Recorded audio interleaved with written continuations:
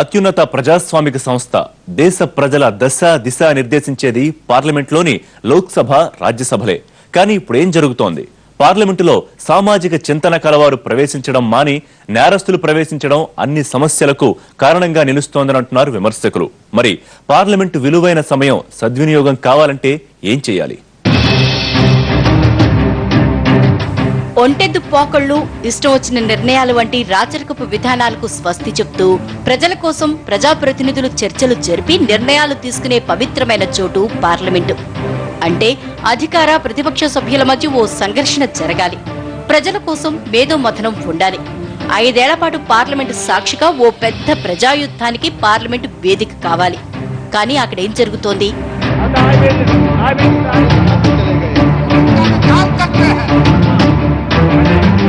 ఎన్నికల్లో ఒక్కో సభ్యుడు 25-30 కోట్ల రూపాయలు ధారపోసి గెలవటంతోటే ప్రజాయుద్ధాలు ముగుస్తున్నాయి. అటెండెన్స్ పట్టించుకుని స్టూడెంట్లు ఆరాంగా కాలేజీకి వచ్చినట్లు పార్లమెంటుకు వస్తున్నారు మన గౌరవ సభ్యులు. విధిగా అందరూ పార్లమెంటుకు హాజరవుతున్నారా అంటే అది లేదు.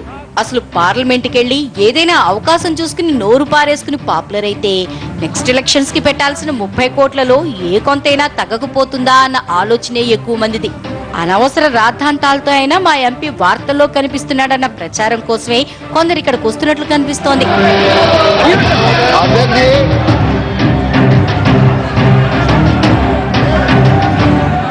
మహిళా బిల్లును వ్యతిరేకిస్తున్నందుకు మమతా దీదీ ఓ సమాజ్వాదీ పార్టీ సభ్యుడి గల్లా పట్టుకుని నిలదీశారు. కొందరి ధర్మాగ్రహాన్ని ఎప్పుడూ కాదనలేవు. అయితే ఇలాంటి సీన్లను కావాలని క్రియేట్ చేసుకుని ఆ విధంగా వచ్చే పాపులారిటీ కోసం ఆరాటపడుతుంటారు ఇంకొందరు ఎంపీలు. ఎవరిష్టం వాళ్ళది, ఎవరి నోటి దురుసు వాళ్ళది. ఎడాపెడా మాట్లాడి ఉన్నది చట్టసభలో అన్న విచక్షణ కోల్పోయి తోచిన రీతిలో ప్రవర్తిస్తూ కొందరు సభ్యులు విపరీత పోకళ్లకు పోతున్నారు. దీంతో సభలు పదే పదే వాయిదా పడుతూ విలువైన పార్లమెంట్ సమయం వృధా అవుతోంది.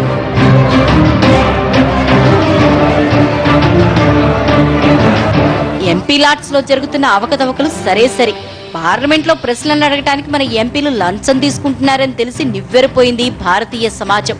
2005లో జరిగింది దారుణం. కొందరు ఎంపీలు ఒక్కో ప్రశ్నకు 30,000 నుంచి 1,50,000 దాకా ఆశిస్తున్నారని తెలిసి రాన్మడిపోయింది దేశ ప్రజానీకం. 2008లో అణు ఒప్పందాన్ని వ్యతిరేకిస్తూ కమ్యూనిస్టులు యూపీఏకి కటఫ్ చెప్పారు. ఈ సమయంలో పార్లమెంట్ లో నోట్ల కట్టలు ప్రత్యక్షమవటం పార్లమెంట్ క్రమశిక్షణకే మాయని మచ్చగా మారింది. సందర్భం ఏదైనా లగడపాటి పెప్పర్ స్ప్రేతో సభలో సృష్టించిన హంగామాతో పార్లమెంట్ మర్యాద నిలువునా మంటగలిసింది. చెప్పుకుంటూ పోతే ఇలాంటివి ఎన్నో. ప్రజలకు ఏమాత్రం ఉపయోగపడని ఇలాంటి ఘటనలతో పార్లమెంటు విలువైన సమయం దారుణంగా దుబారా అవుతోంది.